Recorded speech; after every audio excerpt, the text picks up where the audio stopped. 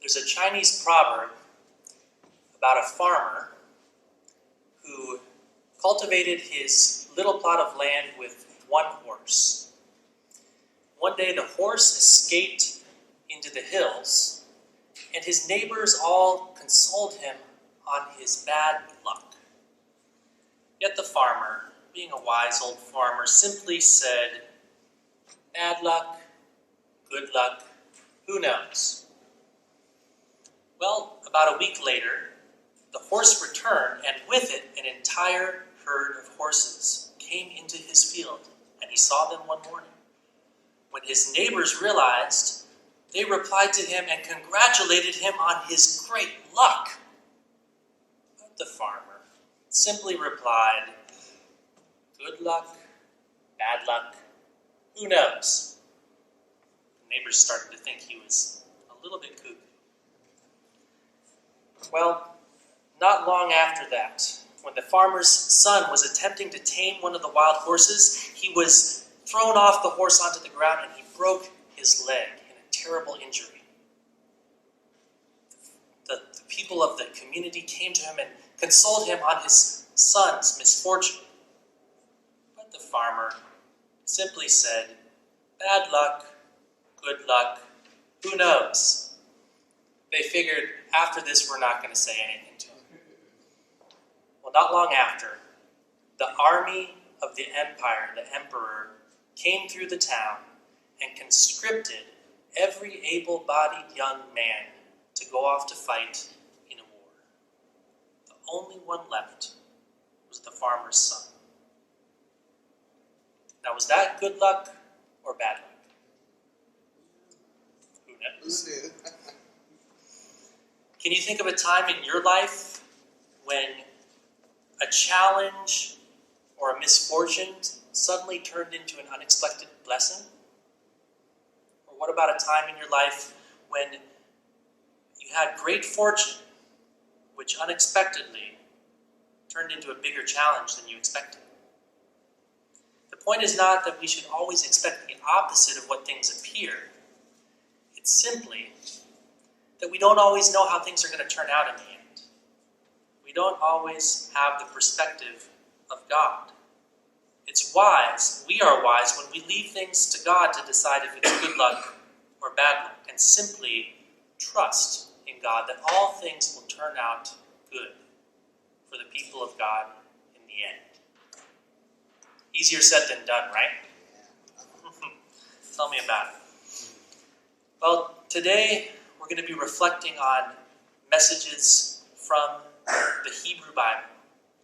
This is a time where the story of the Psalms are celebrating our faith in God, God getting the people through a difficult time. And yet we all know that the time that they're talking about was when the Israelites were wandering through the desert for 40 years after escaping from slavery. Now, in retrospect, it's always easy to say we give thanks for God's goodness because we know how the story ends. We know that they made it to the land of milk and honey. But in the moment, the people of Israel did not have so much faith. In the moment, what were the people of Israel saying when they were wandering in the desert, when they were lost, when they were hungry, when they were thirsty? We were better off in Egypt. We want to go back. What else were they saying? They were complaining to God. They were complaining to Moses. In fact, rumor has it that a group of them formed the Return to Egypt Committee. The story we are told in Exodus is that the whole Israelite community traveled from place to place as the Lord had commanded. And at one place where they camped, there was no water for the people to drink. So they quarreled with Moses. "Give us water to drink." And Moses replied, "Why do you quarrel with me and with God? Why do you put the Lord to the test?" But the people were thirsty. There was no water, and they grumbled against Moses. They said, "Why did you bring us up out of Egypt, so that we and our children and our livestock would die in the desert?" We're also told later in Numbers 21 that the people sent out through the desert and they were traveling to get to the Red Sea, but they became impatient along the way. The people spoke against God and against Moses. "Why have you brought us up out of Egypt to die in the wilderness? For there is no food and no water, and we detest this miserable food that appears in the mornings." So they were complaining. You can imagine what one of them might have said, one of the old timers. "Things were better back when I was a lad, when we were all slaves under Pharaoh. Sure, we had to work all day under the hot sun, but at least we had huts with thatched roofs to live under. Oh, and sure, they may beat us from time to time, but those beatings sure developed our character. And I'll tell you, boy, if you worked hard as a young man back in the day and you followed the rules, you might just be rewarded with some of the master's fine wine. I tell you, those were the days. Who wants to join the Back to Egypt committee?" There are always those among us who so fear change that they would rather be enslaved by the past than deal with the challenges and uncertainty of the present moment, or change their habits enough to move forward to a new future. For most of us, it's hard to go through times of change because we don't like dealing with transitions. There's an author named William Bridges who is the author of a book called Transitions, Making Sense of Life's Changes. He explains that transitions happen whenever something that has become a habit comes to an end. And when that something comes to an end, we have to let go. And when we let go, what we feel is loss and grief. And since we don't like feeling loss and grief, we'd rather dwell in a glorified past or jump straight to the future without going through the messy transition, because we don't like those feelings of shock, of denial, of anger, of sadness, and depression. The feelings associated with going through change. The last thing we want to do is accept things as they are, so we bargain with ourselves, or with our community and the leaders, or even with God. Oprah Winfrey has an interesting perspective on dealing with change. She says that the key to moving forward in our lives after dramatic change, or whenever we're stuck, is forgiveness. Something that she learned from one of her guests, who had a unique definition of forgiveness. He shared with her that forgiveness is abandoning the hope that the past could be different. Forgiveness is abandoning the hope that the past could be different. And so that leaves only one way to get through painful transitions, and that is to let go and to let God. God wants us to go through the wilderness. God wants us to develop our muscles of faith. Times of transition challenge us to grow. As leadership development coach John Maxwell says, change is inevitable. Growth is optional. Change is inevitable, but growth is optional. When we are wandering in the wilderness, when we're wondering where God is leading us, when we're wondering where our next meal will come from, wondering if we will survive whatever we're going through, we have only two choices available to us for how we will deal with that challenge. One, we can freak out and live in fear. using all of our creative mental capacities to imagine all the ways that things could go wrong in some not-so-distant future. Or we can live in faith. We can summon our creative energies and put our faith to keep us going until we find an oasis. And in that oasis, God will replenish us, our bodies and souls, with just enough creative juices to make it to the next breakthrough. That is the way of faith. Living in faith means refusing to live in the wreckage of our future. Living in faith is refusing to live in the wreckage of our future, opening our hearts and minds to the possibility that there is a better way, that God can see the path to a new beginning in a land of milk and honey and finely brewed espresso. To get to that land of milk and honey and chocolate, we have to be willing to go through some changes. Now, some of the ancient wisdom of Buddhism is that the only thing constant in life is change. In fact, that is the foundation of the teachings of Buddhism, that all life consists of changes. We can either resist the changes, which causes suffering. Resisting change causes suffering. Or we can accept changes and go with the flow, which doesn't guarantee that we will not suffer. But it does mean that we will be more resilient, and that our suffering will not lead to more suffering, and that before long we will be surprised by joy.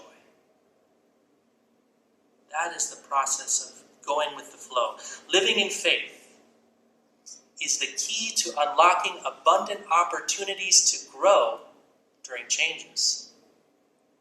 When we practice seeing with eyes of faith during times of transition, we'll be rewarded with the opportunity to be creative, to develop new ways of doing things, to renew our faith, to experiment with new things, to innovate with things that we may have thought of but have never had the courage to try.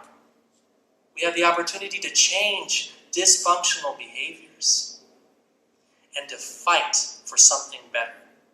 A way of being that reflects our most profound values. For some people, change is a good thing. By trusting in God and by living in faith, we will find that we are given the courage to forge a new beginning. We will be strengthened by our struggles. We will be grateful for the treacherous journey that we've been through. And we will be able to give thanks for God's goodness, like the Israelites in Psalm 107, who had lost their way in the desert wastelands, not knowing how to reach an inhabited town. They were hungry and thirsty, and their courage was running low. They cried out to God in their trouble, and God rescued them from their distress, guiding them by a direct route to an inhabited town.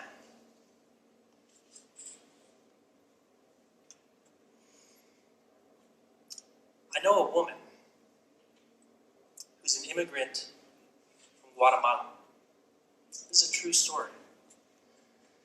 She came to the United States to work, and while working near the LAX airport, she met her husband, an American citizen. Now they have 2 boys. She and her husband worked day and night to provide for their family and to forge a better future for their children. But one day, the woman was laid off from her job. Her co-workers, her family, and everyone who cared about her consoled her on her terrible luck. But was it bad luck or was it good luck? Only God knows. When she and her husband were both working, neither one had much time to spend with their boys. Now that she was not working, she could spend time with her two boys, watch them growing up. She could help them with their homework. She could go to their parent conferences at school. She was able to observe their unique ways. And when she was fortunate that her unemployment check started to arrive, then her family and friends started to commend her on her tremendous good fortune. Yet was it good fortune or bad fortune? Only God knows. The woman noticed that her eldest son was getting involved with a group of boys that to her seemed like they were involved with a gang. And when he entered into high school, she confronted her son. Why do you wear these baggy pants? What's up with these loose shirts that are untucked? Why do you have to wear those gold chains? And why did you shave your head? Her son swore to her, look, Mom, I'm just trying to fit in so that they don't pick on me for being half gringo. I don't do anything bad with the boys. I'm not part of the gang. I just don't want to get bullied.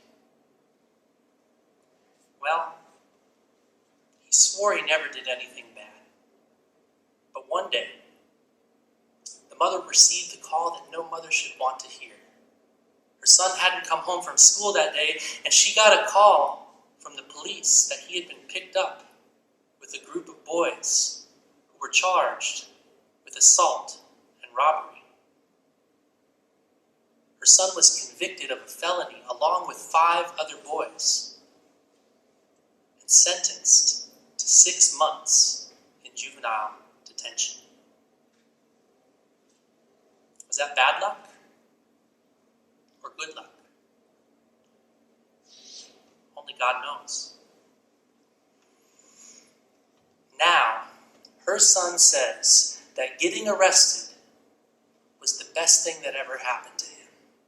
Because on that first night when he was alone in his cell, he felt horrible about what he had done.